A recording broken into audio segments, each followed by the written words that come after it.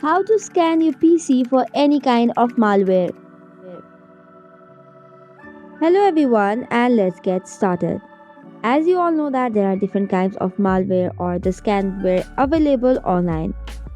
However, there is also a way by which you can scan for malware on your PC itself.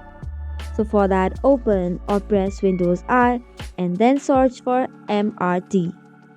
Once you hit the enter button, it will open for the Microsoft Windows malicious software removal tool.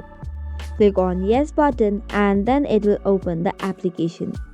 It will also suggest different kinds of malware software that you can use.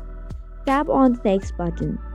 After that you have three options. You can either go for quick scan, full scan or customized scan.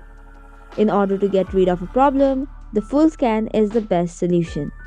After that you can hit the next button. So that is up for today's video. For more such contents, do not forget to hit the like and subscribe button.